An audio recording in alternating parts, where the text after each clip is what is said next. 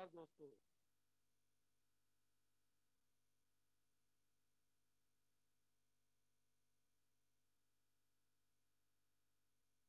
नमस्कार दोस्तों, आप सबको मेरा नमस्कार। वेलकम टू ध्यान पंजाब।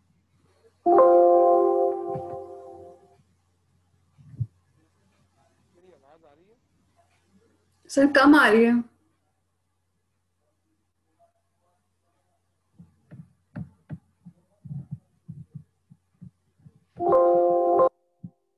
अब आ रही है? या परफेक्ट। परफेक्ट आ रही है। तो दोस्तों, आप सबका स्वागत है, आप सबका अभिनंदन है ध्यान पंजाब के इस रात्रि के ध्यान ज्ञान सत्र में, जहां रोज एक नए मास्टर से हमारी मुलाकात होती है, एक नए विषय से हम रूबरू होते हैं। शुक्रिया है आपका कि आप रोज नियमित रूप से रात को इन सत्रों में जुड़ते हैं और अपनी अपनी ऊर्जा की आहुतियां डालकर इस यज्ञ को पूर्णता प्रदान करते हैं। गुजारिश है आपसे कि हमारे प्रभात के ध्यान सत्रों से भी अवश्य जुड़े, जो कि रोज नियमित रूप से सुबह 7 से 8 बजे तक हमारे फेसबुक पेज पर होते हैं।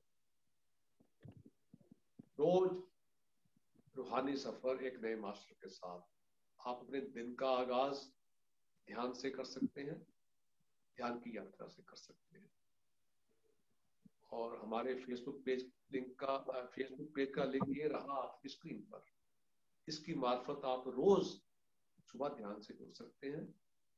पीएमसी पंजाब यूट्यूब चैनल अवश्य सब्सक्राइब करें। सभी मास्टर के डिस्कोर्सेज जो ध्यान पंजाब में जितने भी डिस्कोर्सेज हो रहे हैं वो इस पीएमसी पंजाब यूट्यूब चैनल पर अपलोड किए जा रहे हैं।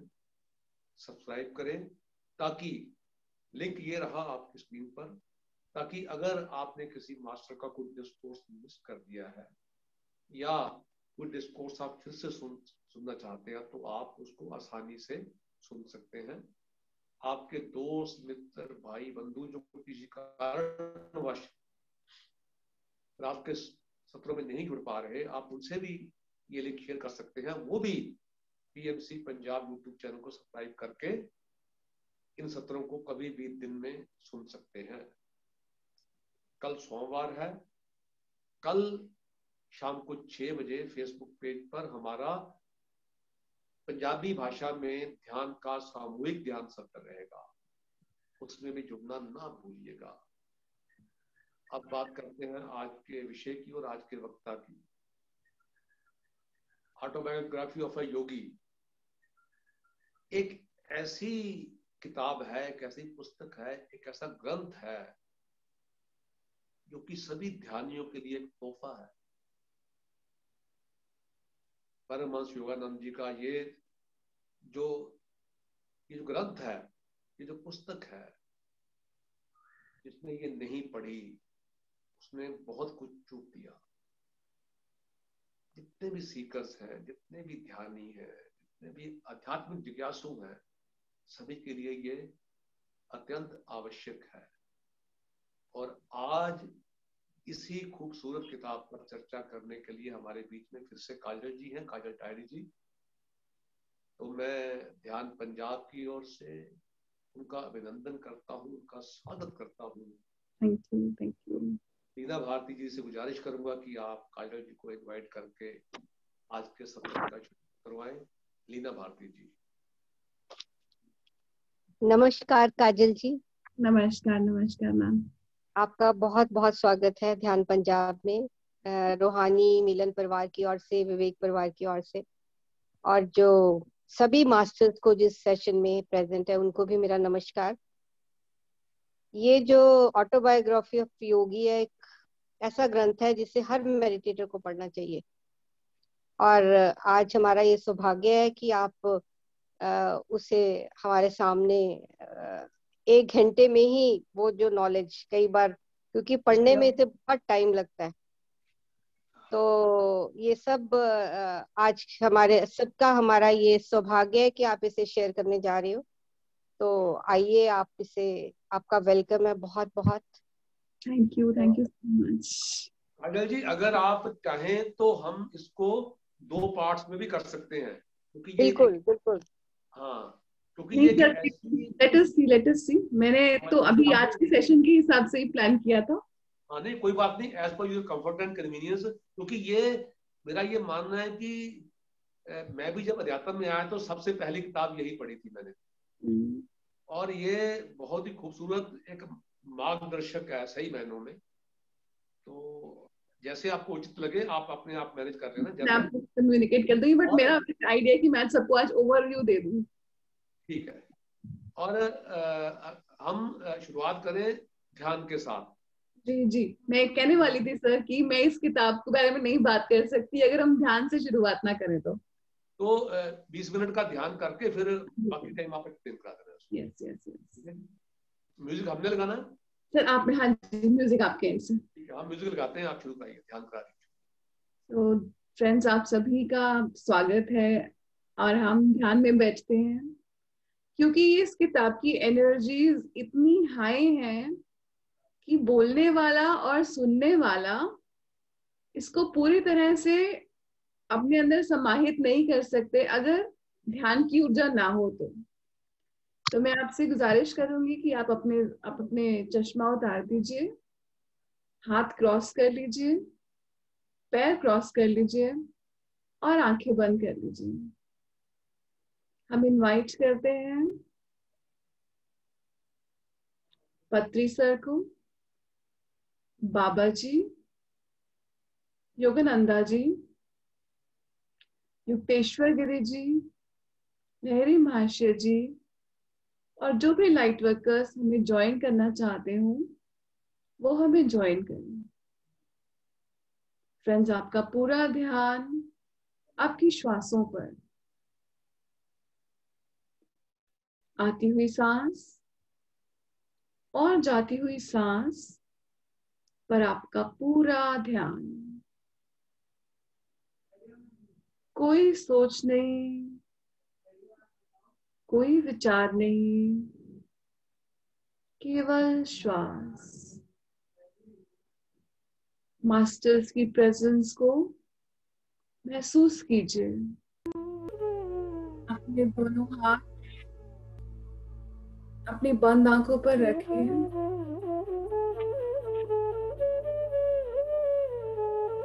ऊर्जा को अपनी आंखों के द्वारा अपने शरीर में जाने दीजिए। 5 4 3 2 1 0। अपने दोनों हाथ नीचे लेकर आइए और हम अपनी आंखें खोलिए धीरे धीरे। हम मास्टर्स का धन्यवाद करते हैं कि हम सब ने इतने सुंदर सामूहिक ध्यान में पार्टिसिपेट किया। सर, क्या मैं स्टार्ट कर सकती हूँ?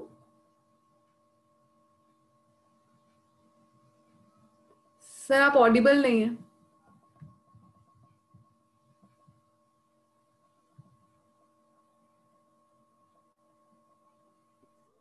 जी, अब आ रही है आवाज? हाँ जी, आ रही सर, आ रही है। जी, आप शुरू करें प्लीज। तो फ्रेंड्स, हमारा ध्यान काफी लंबा चल गया। मुझे लग रहा था सर कि आप एंड करेंगे पर मुझे लगता है मुझे ही करना था। गेस्ट होता है उसी को एंड करना होता है, कोई बात नहीं। ओके, इसी में भला होगा। बिल्कुल बिल्कुल। तो फ्रेंड्स, सभी का स्वागत है और हम बहुत ही सुंदर टेक्स्ट आज लेने जा रहे हैं जिसका नाम है योगी आत्मकथा। ठीक है, इसको ऑटोबायोग्राफी ऑफ योगी भी बोलते हैं, योगी आत्मकथा बोलते हैं, योगी कथामृत भी बोलते हैं। और ये बुक फ्रेंड्स परमहंस योगानंदा जी ने लिखी है। और पहले मैं आपको ये बताना चाहूंगी कि ये बुक मेरी लाइफ में कैसे आई। तो जब आपका समय आता है तभी ये किताब आपके हाथ में आती है, तभी इसकी लर्निंग्स आप तक किसी ना किसी फॉर्म में पहुंचती हैं।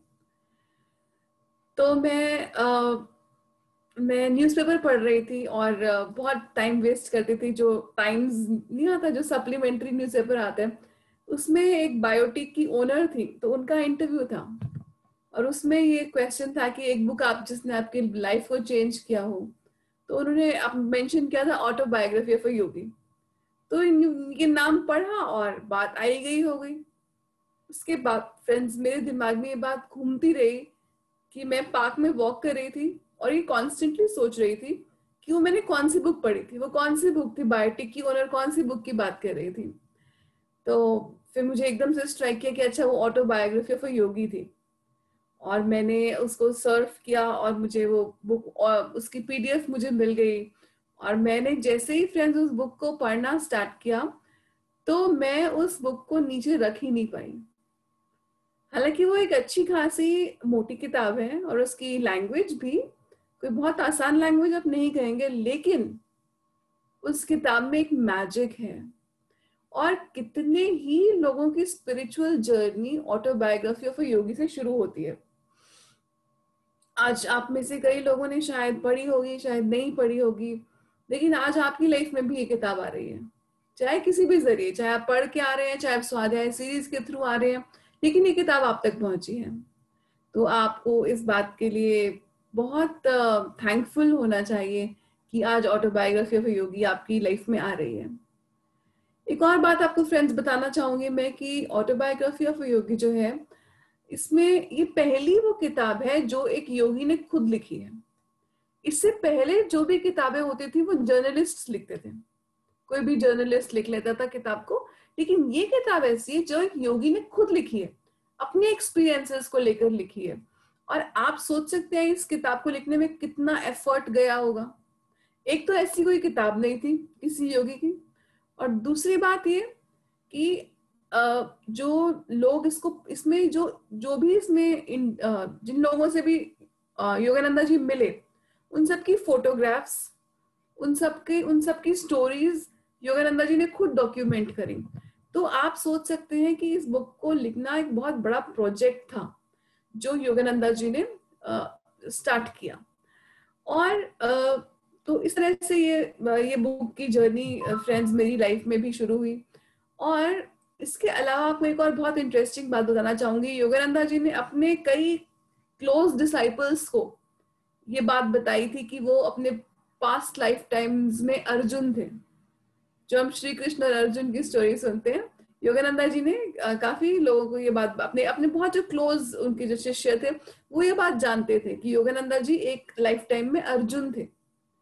तो मुझे ये बात बहुत फैसिनेट करी। उन्होंने और भी अपने इनकारनेशंस का नाम बताया, लेकिन आप उनको आइडेंटिफाई नहीं कर पाएंगे, इसलिए मैंने सिर्फ आपको एक बता रही हूँ मैं कि वो उन्होंने ये बताया था कि वो अर्जुन थे एक लाइफ टाइम में। तो फ्रेंड्स योगानंदा जी स्टार्ट करते हैं अपनी जर्नी को, हमें ये बताते हैं कि जब वो छोटे बेबी थे तो वो उनके पहले ही, जब उनके पेरेंट्स ने कंसीव भी नहीं किया था, तो वो जो है वो ये बात पहले ही हो चुकी थी। उनके गुरुजी ने उनको ये बात पहले ही बता दी थी कि ये जो बच्चा होगा ये बहुत बड़ा योगी बनेगा। उनके गुरुजी कौन थे फ्रेंड्स? ये एक संतों की पूरी लिस्ट है, इन जो वहां से जो महाअवतार बाबा जी से स्टार्ट होती है। तो महाअवतार बाबा जी, उनके शिष्य लहरी महाशय जी, लहरी महाशय जी के शिष्य युक्तेश्वर गिरी जी, और युक्तेश्वर गिरी जी के शिष्य योगानंदा जी। ये इन संतों की लिनियज है। तो लहरी महाशय ने इनके पेरेंट्स को पहले ही बता दिया था कि अब ये जो बच्चा आएगा कि एक बहुत ही महान योगी होगा। तो मतलब पेरेंट्स ने पता नहीं इस बात का ज्यादा ख्याल किया या नहीं किया, लेकिन जब ये बच्चा हुआ छोटा तो ये बच्चा बहुत रोता था। और ये क्यों रोता था इतना? क्योंकि वो एक इतनी विशाल सोल एक छोटी सी हेल्पलेस बॉडी में ट्रैप्ड थी, और उसको ये लगता होगा कि अरे ये मैं कहाँ आ गया, कहाँ फंस गया। चलने फिरना और बोलना तो दूर की बात है, अभी तो हिलने के लिए भी मैं अपने पेरेंट्स पर मोहताज हूँ। तो वो बच्चा बहुत रोता था, और इसलिए भी रोता था क्योंकि उसको अपनी पुरानी विजन्स दिखाई देती थी। जब योगीज बैठकर जब वो योगीज की तरह हिमालय में बैठकर मेडिटेट करते थे, उनको विजन्स दिखाई देती थी। तो वो बचपन में बहुत रोते थे। और अपने बचपन का इंसिडेंट और भी शेयर करते हैं वो। एक बड़ा इंटरेस्टिंग इंसिडेंट ये था कि उनके सिस्टर को छाला हो गया था। तो उन्होंने कहा, अच्छा तुम्हें छाला हुआ है, कल मुझे भी छाला होगा। तो उनकी सिस्टर बहुत हैरान हुई कि ऐसे थोड़े ना किसी को छाला होता है, कि तुमने बोला कि अच्छा मुझे कल छाला होगा। उन्होंने कहा मुझे होगा। तो दोनों बहन भाई का आपस में झगड़ा हो गया, और योगानंदा जी ने गुस्से में बोला कि मेरा छाला तो होगा ही होगा कल यहाँ पर, लेकिन तुम्हारा छाला डबल साइज का हो जाएगा। अगले दिन ऐसा ही हुआ, बहन का छाला का साइज बिल्कुल डबल हो गया, और योगानंदा जी को सेम उसी स्पॉट पर छाला हो गया। तो रोते रोते वो बहन अपनी माँ के पास गई कि भाई मुझे ऐसे ऐसे ऐसे इन्होंने बोला। तो माँ ने उनको उनकी लाइफ का पहला लेसन दिया, और पहला लेसन क्या था कि अपने शब्दों को बहुत ध्यान से चुनना। फ्रेंड्स, हम अपने शब्दों को कितनी कैजुअली यूज कर देते हैं। हम बोलते हैं अरे तुम पागल हो, अरे तुम्हें कुछ नहीं समझ आता, तुम्हारे पास बुद्धि कम है। ये सब शब्द हम कितनी ऐसे ही फेंक देते हैं, और हम ये जानते भी नहीं कि हर शब्द की अपनी वाइब्रेशन होती है।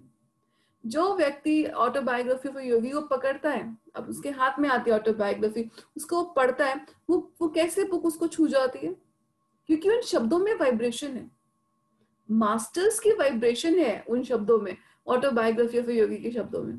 और हम अपने शब्दों को इतनी कैजुअली यूज करते हैं, कुछ भी बोल देते हैं। तो ये योगानंदा जी के लिए भी लाइफ का पहला लेसन ये था कि अपने शब्दों को बहुत ध्यान से चुनना।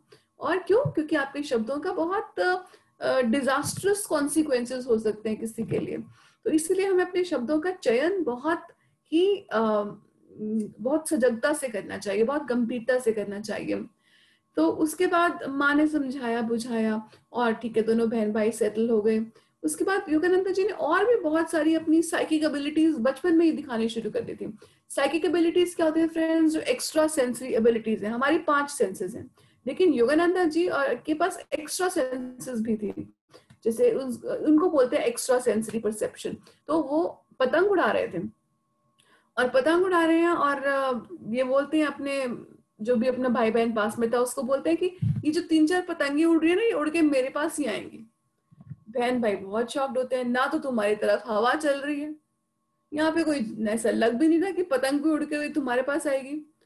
और ये कहने की बात थी कि वो चारों पतंगे ऐसा लगा जैसे उनके पास मैग्नेट की जैसे खींचता था ना लोहा, वैसे वो मैग्नेट की तरह वो चारों पतंगे उनके पास आ गई। और ऐसे ऐसे करके बहुत सारे उनके बचपन के एपिसोड्स हैं फ्रेंड्स। एक और भी ये है कि वो अपनी माँ से बहुत अटैच थे, और माँ बहुत मन से अपने बेटे की शादी करना चाहती थी। शादी की बहुत तैयारियां चल रही थी, एक और बेटा था उनका, जो शादी की बहुत तैयारियां चल रही थी। उनके पिताजी और योगानंदा जी को कहीं जाना पड़ा, और वहां पे रात को सो रहे थे, तो योगानंदा जी को विजन आया कि माँ खड़ी हुई है, माँ कर्टन के पास खड़ी हुई है, और माँ बोल रही है कि अभी के अभी वापस आ जाओ अगर मुझे आखिरी बार देखना चाहते हो तो। योगानंदा जी ने फटाफट अपने पिताजी को उठाया, और वो एक्सप्लेन भी नहीं कर पा रहे थे कि हुआ क्या है। क्यों? क्योंकि आप बताओगे किसी को तो किसी को यही लगेगा कि आपको कुछ वहम हुआ होगा या कुछ ऐसा हुआ होगा। लेकिन योगानंदा जी ने अपने फादर को बहुत रिक्वेस्ट करी कि आप मेरी बात सुनिए, आप चलिए, माँ को कुछ हुआ है। और पिताजी ने उनकी इस बात को माना, और वो दोनों गए। लेकिन वहां पर पहुंचे तो माँ की मृत्यु हो चुकी थी। योगानंदा जी अपनी माँ से बहुत अटैच थे, और उनको ऐसा लगा जैसे वो अनाथ हो गए हैं। माँ के जाते ही उनके पिताजी ने हालांकि बहुत कोशिश करी कि वो माँ और बाप दोनों का रोल प्ले करें, लेकिन माँ की कमी योगानंदा जी को बहुत खल रही थी। और हमेशा सोचते रहते थे अकेले बैठकर कि माँ छोड़कर चली गई, माँ चली गई, माँ चली गई। ये थॉट योगानंदा जी के मन में बहुत प्रोमिनेंट थी। और इतने में उनको एक डिवाइन अनुभव हुआ। उनको ऐसा लगा जैसे डिवाइन मदर ने आकर उन्हें हग किया और उन्हें बोला कि मैं तो तुम्हारे पास ही हूँ, मैं हमेशा तुम्हारे पास ही हूँ, तुम क्या सोच रहे हो। वो दिन था फ्रेंड्स की जो उनको ये जो फीलिंग थी ना कि माँ छोड़कर चली गई और अब मेरा कोई नहीं है, कोई मेरा इतना क्लोज नहीं है, वो फीलिंग इस दिन के बाद से खत्म होनी शुरू हो गई। अब उनको ऐसा लगता था कि हाँ, एक डिवाइन मदर हमेशा उनके पास है, उस डिवाइन मदर का साया हमेशा उनके पास है। और इसी तरह से उन्होंने माँ का प्यार वापस तो माँ नहीं आ सकती, लेकिन माँ रूपी डिवाइन मदर का प्यार उनकी लाइफ में दोबारा आ गया। और भी ऐसे फ्रेंड्स बहुत सारे एपिसोड्स हैं। और सर मुझे, हाँ आप सही कह रहे थे, एक सेशन और करना ही पड़ेगा क्योंकि आज का तो मैंने वैसे ही बहुत सारा टाइम मेडिटेशन में बिता दिया। इसके अलावा फ्रेंड्स, योगानंदा जी को बचपन से हिमालयास जाने का बहुत शौक था। मतलब शौक क्या था, एक जुनून था कि हिमालयास जाना है। ऐसा था जैसे कि दीन दुनिया में कोई खास मन नहीं था, कोई खास दिलचस्पी नहीं थी दीन दुनिया में, तो हिमालयास भागते हैं। तो उनको पकड़ पकड़ कर लाना पड़ता था, उनके भाइयों को, उनके पिताजी को, उनको कस्में देनी पड़ती थी कि तुम नहीं जाओगे, अब तुम यहीं पर रहोगे। तो लेकिन योगानंदा जी फिर भी किसी ना किसी तरीके से भाग लेते थे हिमालयास की ओर। और हिमालयास में भी वो जाने की कोशिश कर रहे हैं। पिताजी ने भाई को पीछे छोड़ा हुआ है, स्टेशन मास्टर को भी पकड़ा हुआ है कि योगानंदा यहाँ से तो नहीं गए। तो ऐसे करके उनके ऊपर पूरा शिकंजा कसने की कोशिश थी, लेकिन वो भागते रहते थे हिमालयास की ओर। और उसके बाद भी वो क्या हुआ कि वो कभी ट्रेन में उनको पकड़ रहे हैं, कभी कहीं पर पकड़ रहे हैं, उनसे कस्में ले रहे हैं, कस्में दे रहे हैं कि तुम नहीं जाओगे, कहीं नहीं जाओगे। लेकिन ये बात वो भूल गए थे कि उनका तो पाथ ही यही था, उनका तो योगिक पाथ था।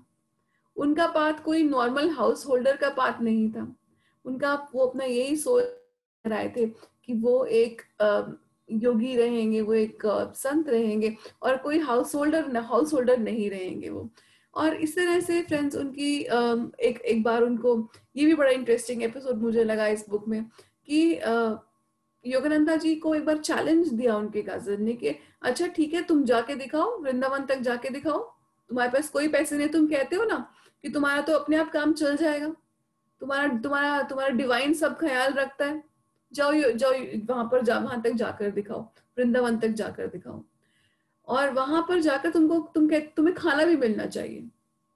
और वृंदावन जब वो और उनका एक और साथी पहुंचता है, तो वहां पर क्या होता है कि वहां पर जहां पर वो जिस आश्रम में रुक रहे हैं, वहां पर उनको पूरा प्रॉपर भोज कराया जाता है। जिन मेन गेस्ट ने आना था वो मेन गेस्ट नहीं आते, और वो पूरा जो प्रॉपर भोज था, 56 भोज जिसको हम बोल सकते हैं, वो पूरा लैविशली योगानंदा जी के सामने बिठाया गया। और योगानंदा जी सोच रहे थे कि कितनी करुणा है डिवाइन में। अगर हम डिवाइन में फेथ रखते हैं तो कुछ भी इम्पॉसिबल नहीं है, लेकिन क्या हम में इतना फेथ है? और ये बात सिर्फ योगानंदा जी ने नहीं की, ये बात जीसस क्राइस्ट ने भी बोली थी कि आपके पास अगर इतना सा भी फेथ है तो आपका कोई काम नहीं रुकता। बहुत सारे सेंट्स ने इस बात को कई तरीके से करी है कि हमारे पास फेथ की कमी है। तो योगानंदा जी ने वो पूरी जर्नी करके दिखाई, बिना टिकट के थे, और वो साथ में जो टांगा की राइड थी वो भी, साथ में खाने पीने का पूरा इंतजाम भी, सब चीज ऐसा लगा था जैसे कि डिवाइन ने उनके लिए अरेंज की हुई थी। जहाँ एक और जगह इसी जर्नी में एक और व्यक्ति के पास पहुंचे, वो जो व्यक्ति था वो उसको सपना आया था कि योगानंदा जी आएंगे और उनको खाना खिलाना है। तो इस तरह से डिवाइन कितनी तरह से अपना काम करता है, और मतलब कि कोई उनका काम रुका ही नहीं उस पूरी जर्नी में। इसी तरह से फ्रेंड्स उनके और भी लाइफ के बहुत सारे एपिसोड्स हैं, और मैंने कुछ एपिसोड्स आज के लिए सिलेक्ट किए हैं।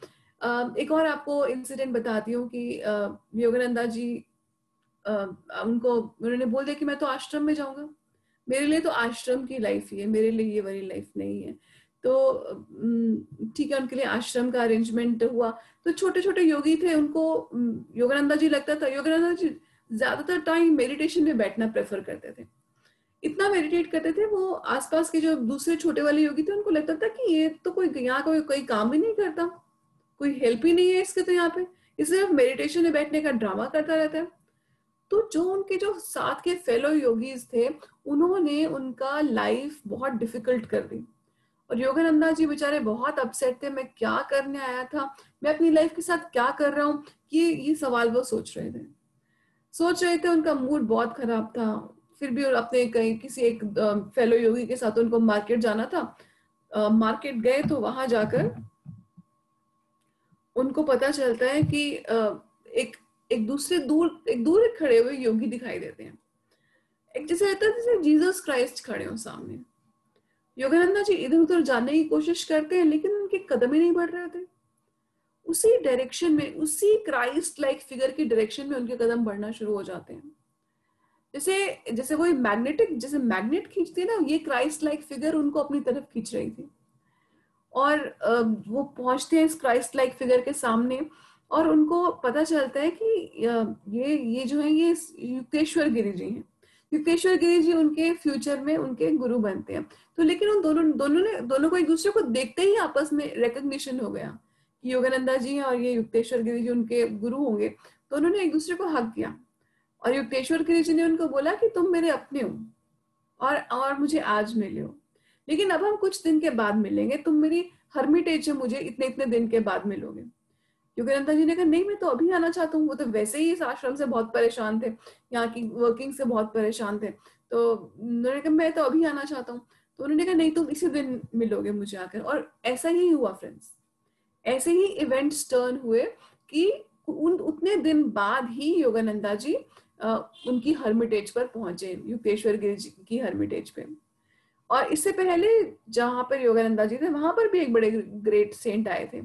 तो वो योगानंदा जी को बहुत भूखा रहना पड़ा पूरा दिन भर में, कि ये वो सेंट आएंगे, वो खाएंगे, उसके बाद हम लोग खाएंगे।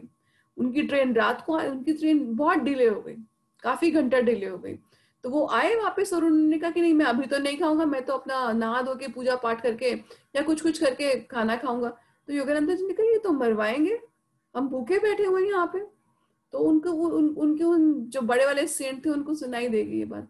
तो उन्होंने कहा तुमको क्या लगता है योगानंदा, क्या तुम ये चावल दाल पे जिंदा हो? वो जो डिवाइन है जिसने तुम्हारे को प्राण शक्ति दी है, प्राण ऊर्जा दी है, तुम्हें ये शरीर दिया है, वो हमें सस्टेन कर रहा है। ये दाल चावल तुमको जिंदा रख रहे हैं क्या?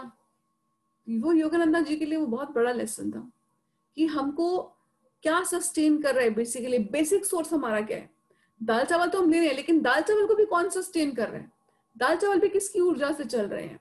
जो हमारे को चला रहे हैं वो भी किसी ऊर्जा से चल रहे हैं। और वो अल्टीमेट ऊर्जा का सोर्स क्या है? तो ये भी योगानंदा जी के लिए एक बड़ा ही सुंदर लेसन था उनके लिए। इसके बाद वो जब युक्तेश्वर गिरी जी के पास पहुंचते हैं, तो युक्तेश्वर गिरी जी जो है वो बहुत टफ मास्टर थे। वो जैसे एक जेन मास्टर बोल सकते हैं ना, वैसे Yukteswar Giri ji was a very tough master. तो युक्तेश्वर गिरी जी जब वहां पर योगानंदा जी गए तो युक्तेश्वर गिरी जी का उन्होंने नया रूप देखा। पिछली बार तो जब वो मिले थे तो उन्होंने खूब उनको गले लगाया था और कहा था तुम मेरे अपने हो, लेकिन यहाँ पर वो बहुत स्ट्रिक्ट मास्टर थे। और उन्होंने योगानंदा जी को बोला कि तुम यहाँ पर आ गए हो, अब तुमको ये इस जगह को अर्न करना पड़ेगा। ऐसा ही नहीं कि तुम यहाँ पर आके रहने लग जाओ, you will have to earn this place. तो योगानंदा जी को उन्होंने बहुत ट्रेनिंग को सब्जेक्ट किया, बहुत डिफिकल्ट ट्रेनिंग को सब्जेक्ट किया, लेकिन योगानंदा जी ने उसको हैप्पीली एक्सेप्ट किया, उस ट्रेनिंग को बहुत खुशी खुशी उस ट्रेनिंग को एक्सेप्ट किया। और योगानंदा जी उनके युक्तेश्वर गिरी जी के दिल के बहुत करीब आ गए। और भी डिसाइपल्स थे जो कि युक्तेश्वर गिरी जी के काफी करीब थे, लेकिन योगानंदा जी का एक बहुत स्पेशल स्थान था। योगानंदा जी ये भी बताते हैं युक्तेश्वर गिरी जी के बारे में कि वो अपने समय से बहुत आगे थे। कैसे, किस तरह से आगे थे कि वो अपनी मेल डिसाइपल्स और अपनी फीमेल डिसाइपल्स में बिल्कुल डिफरेंशिएट नहीं करते थे। ये फ्रेंड्स हम उन टाइम्स की बात कर रहे हैं जबकि जो गुरु लोग थे वो बहुत कम गुरु होंगे शायद जो फीमेल डिसाइपल्स को एक्सेप्ट करते थे, लेकिन युक्तेश्वर गिरी जी ने कभी ये डिफरेंस नहीं किया। और जब मैं आपको ये बात बता रही हूँ तो मुझे लाओ त्सु की भी याद आ रही है। लाओ त्सु भी एक बहुत अमेजिंग चाइनीज मास्टर थे और उन्होंने भी बहुत जमाने पहले फ्रेंड्स 15 मतलब बीसी की बात कर रही हूँ मैं, बिफोर क्राइस्ट के टाइम की बात कर रही हूँ, 500-600 बीसी। लाओ त्सु भी फीमेल डिसाइपल्स को एक्सेप्ट करते थे उस समय में जब विमेन को कोई डिसाइपल्स की तरह एक्सेप्ट नहीं करता था। उस समय में लाउत्जू एक्सेप्ट करते थे। और यहाँ पर युक्तेश्वर गिरी जी ने भी कहा कि नहीं कोई ऐसी कोई, उन्होंने कोई डिफरेंशिएट किया ही नहीं कभी, क्योंकि हम डिफरेंशिएट करते हैं तो हम कौन से स्तर पर हैं, हम शरीर के स्तर पर हैं, हम फॉर्म के स्तर पर हैं। जब आप एक सोल टू सोल इंटरेक्शन करते हो, जब आप एक सोल को देखते हो, हर किसी के अंदर आप उसी चैतन्य को देखते हो, आप किस में डिफरेंशिएट कर सकते हो। तो वही प्रिंसिपल युक्तेश्वर गिरी जी का भी था कि वो उन्होंने अपने मेल और फीमेल डिसाइपल्स में कभी डिफरेंशिएट नहीं किया। तो उनसे किसी व्यक्ति उनसे ये सवाल भी आया कि women are the door to hell, या आप इसके बारे में क्या सोचते हैं। तो उन्होंने कहा कि नहीं, ऐसा कुछ नहीं होता। डोर टू हेल का क्या मतलब है? ये तो ये कि जो साधु इस तरह की बात करते हैं, उनको किसी विमेन की डिजायर ने बहुत ज्यादा परेशान किया होगा, शायद इसलिए उनको ऐसा लगता होगा that women are door to hell. So कितने एनलाइटेंड मास्टर थे युक्तेश्वर गिरी जी भी। और युक्तेश्वर गिरी जी का एक और भी उनके साथ, योगानंदा जी के साथ बड़ा सुंदर एपिसोड है। तो युक्तेश्वर गिरी जी जो थे वो पूरा योगानंदा जी के मन की पूरी बात पढ़ लेते थे।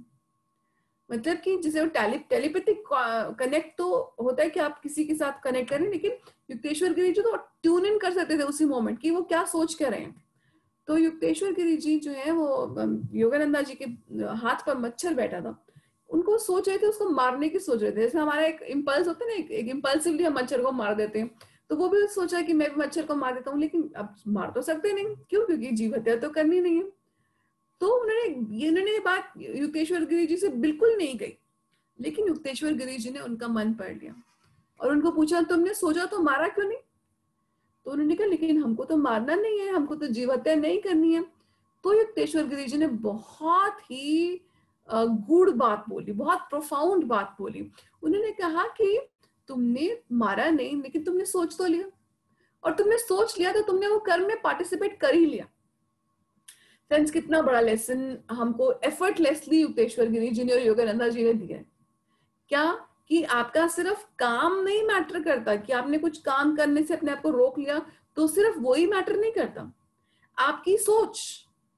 आपने अपनी फ्रेंड्स, एक तो हम होते हैं किसी चीज को हम फिजिकल वर्ल्ड में करते हैं, लेकिन फिजिकल वर्ल्ड में करने से पहले हमारा वो थॉट फॉर्म में आ जाता है और हम जानते भी नहीं। आपको आप मुझे नहीं मालूम इस बात को आप समझते हैं कि नहीं, लेकिन जो क्लेयरवॉयंट्स होते हैं, जिनको कि दिख जाता है कि आप क्या सोच रहे हैं, उनको थॉट्स की शेप्स दिखाई देने लग जाती हैं। तो युक्तेश्वर गिरी जी ने भी शायद उन थॉट्स की शेप देख ली होगी, उस मस्कीटो को मरते हुए देख लिया होगा सिर्फ थॉट में। तो वो जो थॉट में उन्होंने कहा कि तुमने इस कर्म में तो पार्टिसिपेट कर ही लिया, तुमने सोच लिया तो तुमने कर्म में पार्टिसिपेट कर ही लिया। फ्रेंड्स, ये हमारे लिए सभी के लिए बहुत बड़ा लेसन है कि हमारे सिर्फ शब्द ही नहीं, हमारी थॉट्स, हमारी सोच एकदम कोई मतलब आपने थॉट में काम किया और उसके बाद जो पहले थॉट होता है फिर आप उस काम को करते हैं, तो थॉट में आप उस काम को ऑलरेडी कर चुके हैं। तो हमको सिर्फ अपने आप को एक्शन से स्टॉप नहीं करना, हमको अपनी थॉट्स को भी चेंज करना है। हमको जो अपनी थॉट की जो स्क्रिप्ट है उसको फ्लिप करना है। थॉट आपको आ सकते हैं, गलत थॉट आपको आ सकते हैं, लेकिन आप उस गलत थॉट के साथ क्या करते हैं ये आपके ऊपर है। That you can change the script. So आपको अगर नेगेटिव थॉट्स आए भी तो you can always turn the script. आप एक नेगेटिव थॉट को 3 पॉजिटिव थॉट से रिप्लेस कीजिए और फिर आपकी हैबिट बन जाती है। मिराक्युलस थिंकिंग, पॉजिटिव थिंकिंग आपकी हैबिट बन जाती है। सो बहुत ही एफर्टलेसली हमारे को इन ग्रेट मास्टर ने इस बारे में ज्ञान दिया कि केवल आपके शब्द नहीं, आपका थॉट प्रोसेस का भी उतना ही कीमत है। हमारे दुनिया में एक्चुअली ऐसे ही जस्टिस होता है ना, आपने किसी का कत्ल नहीं किया तो आपको कोई थोड़ा ना जेल में डालेगा। अब सोचिए, अगर सोचने पे अगर आप सोच रहे होंगे किसी का कत्ल करें तो कितने ही लोग जेल में पड़े होंगे फिर तो मतलब शुक्र भी कर सकते हैं। और ये है कि हम अभी समय आ चुके कि हमको अपने थॉट प्रोसेस को भी करेक्ट करना चाहिए। तो फ्रेंड्स, इसी तरह से और भी बहुत खूबसूरत एपिसोड्स हैं युक्तेश्वर गिरी जी और योगानंदा जी के। एक और भी एपिसोड है, इसमें योगानंदा जी बहुत हैप्पीली आश्रम के काम में भी पार्टिसिपेट करते थे।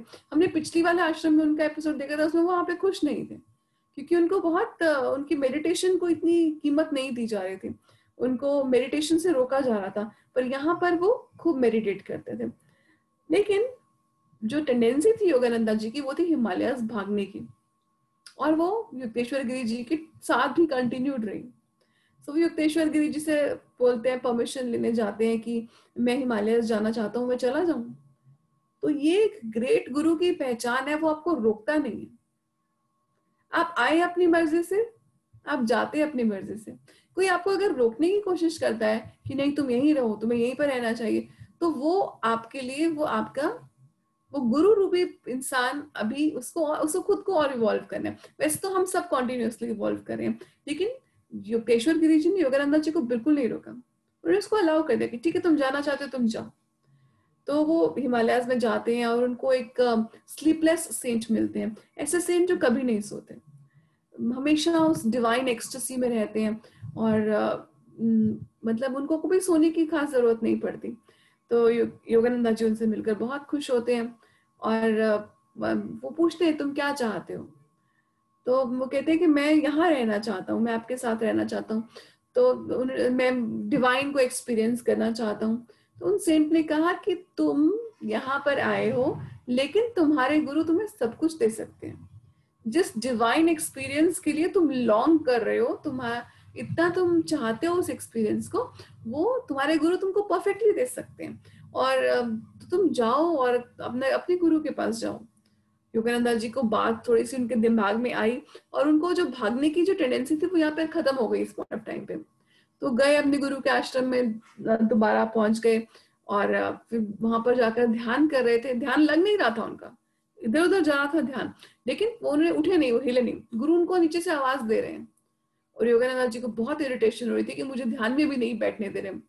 तो जब वो नीचे आए गुरु के पास, तो गुरु ने उनको उनकी चेस्ट के ऊपर स्लाइटली टच किया, और जैसे ही उनकी चेस्ट के ऊपर उन्होंने हार्ट प्लेस के ऊपर टच किया, तो योगानंद जी को ऐसे लगा जैसे उनकी सोल बाहर निकल गई है बॉडी से। उनकी 360 डिग्री विजन हो गई, आगे तो दिख रहा था, साइड पे तो दिख रहा था, पीछे भी दिख रहा था।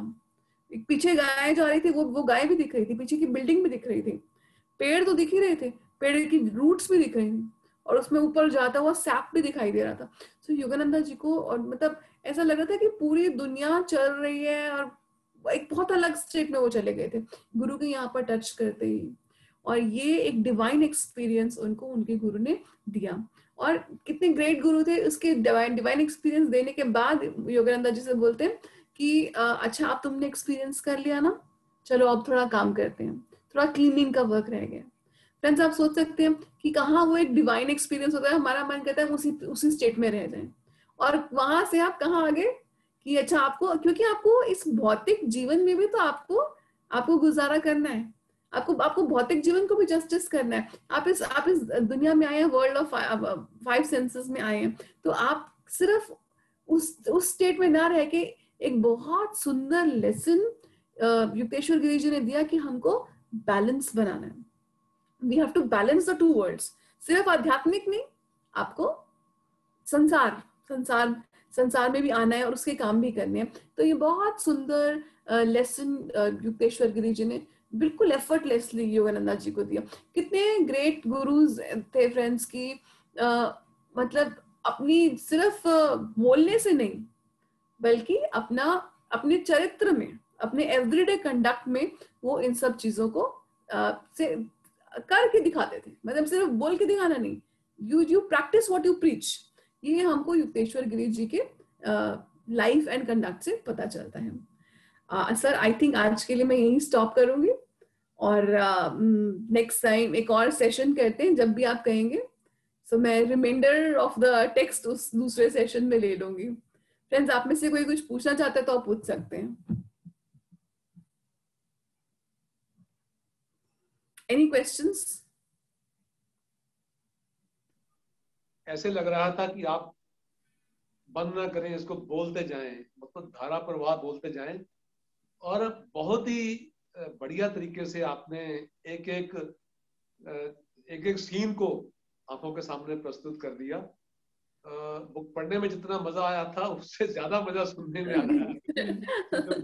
ये तो बहुत बड़ी बात है सर, थैंक यू बहुत ही बढ़िया।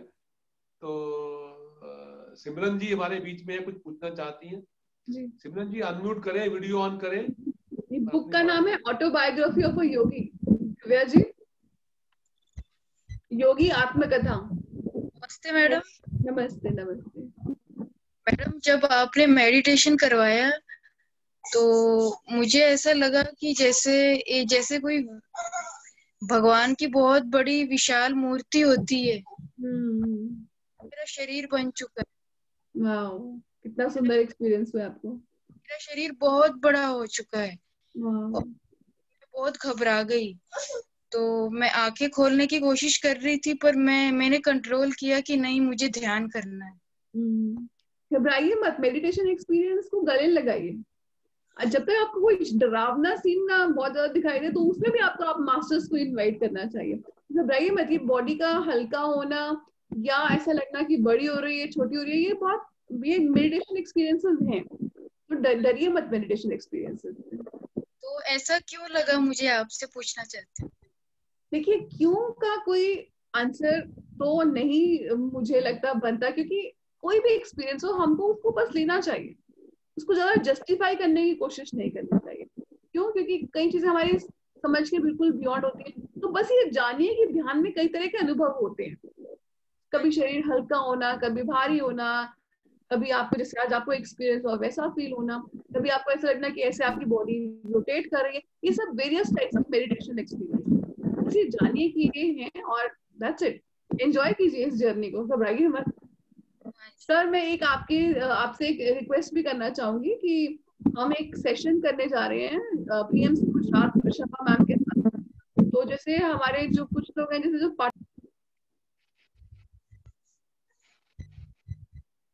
म्यूट हो गए हैं आप। हाँ सर, तो जैसे पंजाब में कितने सारे लोग हैं जो इस पेन को कैरी कर रहे हैं, अभी तक होल्ड करके रख रहे हैं। तो हम उन लोगों का पेन का रिलीज कराने के लिए हीलिंग सेशन रख रहे हैं सर। वो मैं आपके साथ लिंक शेयर करूंगी, हो सके तो आप उसको अपने इस पर भी कर सकते हैं। पीएमसी या सो मैं वो सोच रही थी कि आपके साथ मैं आपको ये मैसेज दे दूंगी। So we are doing this to release the pain which the women have felt in their bodies, the men have felt, और जितना लोगों का नुकसान हुआ जान माल का, तो उस पेन से हमको ये इंट्यूशन आए कि हमको एक सेशन करना चाहिए। जो पंजाबीज और जो बंगालीज ने पार्टीशन के पेन को बहुत सफर किया है, उसके लिए हम लोग एक कंबाइंड सेशन कर रहे हैं। उसके लिए मैं आपसे रिक्वेस्ट करूंगी कि आप भी इसको क्लब हो जाइए साथ में। हो गए जी, हो गए जी, thank you sir, thank you. हाँ, अमेज़न से आपको मिल सकती है autobiography of a yogi. Biography नहीं, ऑटोबायोग्राफी है। हिंदी में पढ़ना चाहते हैं तो योगी कथामृत है। ये दोनों भाषाओं में हमारी लाइब्रेरी में ये किताबें हैं, ऑलरेडी हैं, कोई भी वहां से लेके पढ़ सकता है। Swami Vivekananda international spiritual library में सभी किताबें हैं, तो वहां पे ये किताबें भी हैं, दोनों भाषाओं में हैं, हिंदी में भी इंग्लिश में भी। आप वहां से लेके भी पढ़ सकते हैं, अपनी खरीद सकते हैं, जैसा आपको उचित लगे। नहीं तो पीडीएफ भी अवेलेबल है, पीडीएफ बहुत आसानी से अवेलेबल है। मैंने तो पीडीएफ पढ़ी थी फ्रेंड्स। अच्छा, ओके। और कोई आप में से कुछ कहना चाहता है? Thank you Harpreet ji, thank you so much. बहुत सारे एपिसोड्स अभी और भी है। ये बुक बहुत सुंदर है, ये बुक एक एनसाइक्लोपीडिया है। स्पिरिचुअलिटी का कौन सा कॉन्सेप्ट है जो इसमें नहीं है? तो आपको अगर पढ़ सकते तो ठीक है, नहीं तो ऐसे सेशंस में हो तो जरूर अटेंड कीजिए।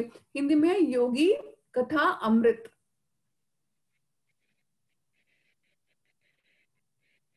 Thank you TP Singh ji.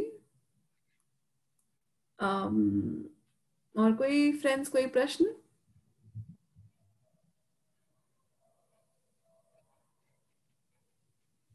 So I think sir we are done.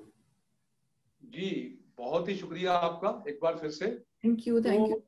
Monday को, नेक्स्ट मंडे को फ्री है आप? कल की बात नहीं कर रहा, नेक्स्ट मंडे को। Yes, next Monday is done, fine. इसका second part. Yes yes yes. तो दोस्तों, कल को छोड़ के जो नेक्स्ट मंडे है, कल की बात नहीं कर रहे, नेक्स्ट मंडे की बात कर रहे हैं, उसमें हम इसका सेकंड पार्ट सुनेंगे। तब तक जो है आप जो आज सुना आपने, उसको दोहराइए अपने भीतर, उस पर विचार करिए, उसका चिंतन करिए, उसका मनन करिए और इंतजार करिए कि आगे क्या क्या होता है। और बहुत ही सुंदर ये पुस्तक है जो आपके जीवन का संपूर्ण रूप से रूपांतरण करने का समर्थ रखती है। तो इन्हीं विचारों के साथ एक बार फिर से आप सबकी ओर से धन्यवाद करते हुए काजल जी का। धन्यवाद sir, thank you for inviting me. जी, और अब समय हो गया है आज के सत्र को विराम देने का, अब फिर विदा लेने का।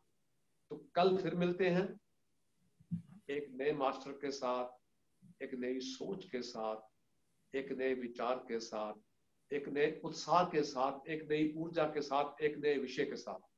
सर एक शेर तो सुना दीजिए।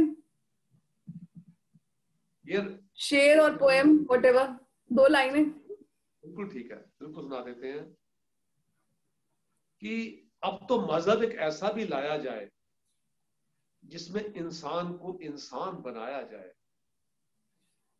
शज्र मोहब्बत का ऐसा लगाया जाए जिसका हम साये के आंगन में भी साया जाए, जिसकी खुशबू से महक उठे पड़ोसी का भी घर, फूल इस किस्म का हर सिमत खिलाया जाए, जिस्म दो होकर भी दिल एक हूं अपने ऐसे कि मेरा आंसू तेरी पलकों से उठाया जाए। जिस्म दो होकर भी दिल एक हूं अपने ऐसे कि मेरा आंसू तेरी पलकों से उठाया जाए। बाग में जाने के भी आदाब हुआ करते हैं, किसी तितली को फूलों से ना उड़ाया जाए। घर से दूर है मस्जिद तो चलो यूं कर लें, किसी रोते हुए बच्चे को हंसाया जाए। अपना गम लेके अब मैं खाने में न जाया जाए, ध्यान में उतरा जाए, आनंद को पाया जाए। ध्यान का परचम हर घर पर फहराया जाए, ज्ञान का दीप हर देहरी पर जलाया जाए। अब तो मजहब एक ऐसा भी लाया जाए जिसमें इंसान को इंसान बनाया जाए। Wow, so beautiful. तो शुक्रिया, थैंक यू। तो दोस्तों कल फिर मिलते हैं एक नए मास्टर के साथ, एक नए विषय के साथ। तब तक इजाजत, शुभ रात्रि, शब्बा खैर, अपना ख्याल रखिएगा दोस्तों। Thank you, thank you, thank you.